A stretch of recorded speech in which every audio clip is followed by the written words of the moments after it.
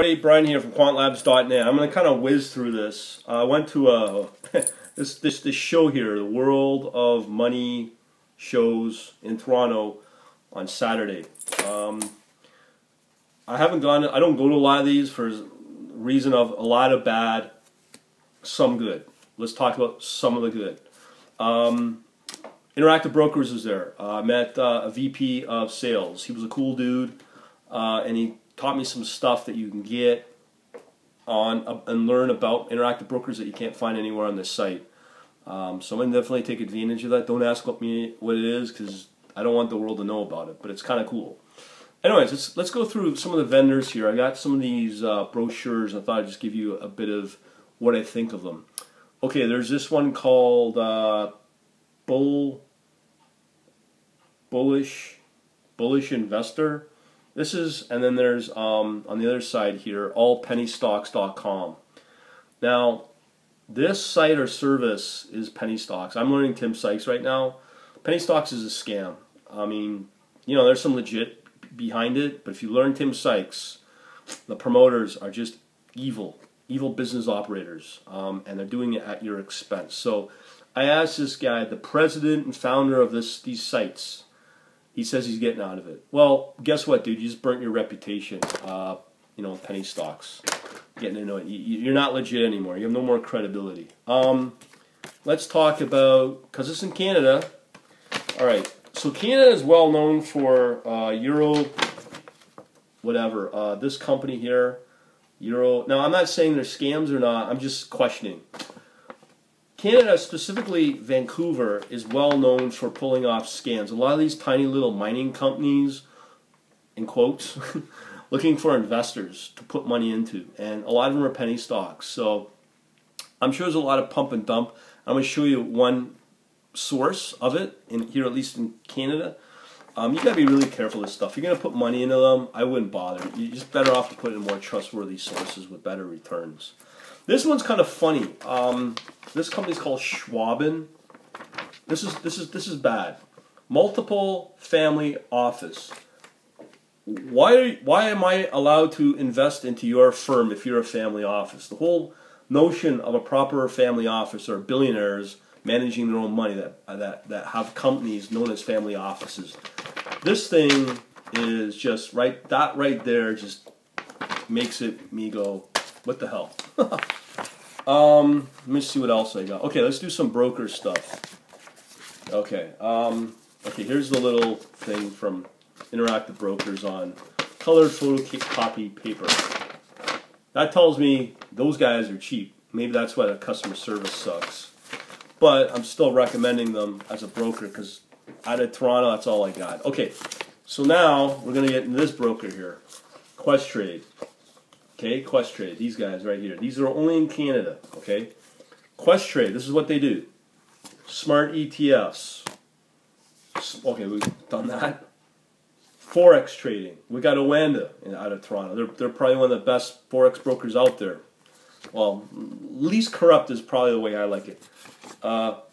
Mutual fund maximizers. Okay, what's this? Nice legs. I don't know. Oh, options trading strategies. Canada's lowest commissions. Really? That's news to me. $5, while Interactive Brokers offers it like $2 or something. Portfolio IQ for wealthy people that are making 20 grand a year. Bad marketing, folks. Bad marketing. Go gold bullion. I can do that at my bank. More trustworthy than these guys, and they take care of the physical as well, physical storage, and gold. So I asked these guys, how do they do their automation? How do they stay in competition with IB? Couldn't provide an answer. Meanwhile, Interactive Brokers is cheap. As I show you, the photocopied little flyer here. It's not professionally printed, but whatever. But Questrade, they just sat there and looked like bored and couldn't provide a proper answer. But they came back and said they offer great services and different services. Yay, but it's more expensive. And I'll go to my bank for that. Thank you very much. Okay, let's see what else we got here. One more. Oh, money show memberships. No thanks. I mean, all I saw there were little men running around like little penguins waiting to get fed. Now, here is another good benefit. This I like from the TMX, even though they don't know when I went up to them. How do I do API development, having services on their exchange? The chick didn't know. I had to say data, and then the light went on. As if she's never going to think that some automated trader is going to walk in these shows. Believe me, I'm sure it happens, but I won't be going back to these anytime soon. Anyways, this I found was very useful. Very detailed strategies on options trading. Okay, this was good stuff, but I got them. But you can get that online anyways, but it's here if I want, according to the world of the TMX. Okay. Oh yes, we got some more stuff here. Oh God, let's see what we got here. Oh God, this company's a joke. Traders Corner, they're really good. They manage in some Georgia mansion, but if you look quite closely, it's bad English. It's full of mistakes. Me, the guy's spending what? They want, get this, £3,000 on special for £1,000 in England, obviously. All in the name of bad spelling and bad grammar. Let's see. You trust these guys that can't spell and you're going to spend that kind of money to learn how to trade off them? God, you got to be really brainless to do that. Okay, what else we got here? Okay, let's talk about the big sponsor, BBVA. They are a Spanish bank. I have no idea why a Spanish bank would be at these. And I got some brochures. I like collecting brochures just for the time being. But if you look down here, their debt rating is quite low, according to S&P, at BBBBB.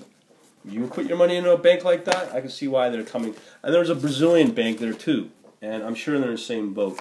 They're growing, there's no doubt, but I wouldn't put my money into a BBBB bank. Okay, we got this, you know, learn, pay, cruises. Nah, I wouldn't be part of that. But the old men, I'm sure, would love it. What else? Okay. Let's talk about this one right here. Okay, this magazine right here is what got me really interested in trading. It was really good. It's out of Toronto. It's one of the longest Canadian running ones, Investors Digest of Canada. They're one of the longest running independent. Some good stuff in here, you know, but it's expensive. About $200 a year. But then that was like 10, 15 years ago. But here, when you look at the little fine print here under the masthead, I'll read you, let's see,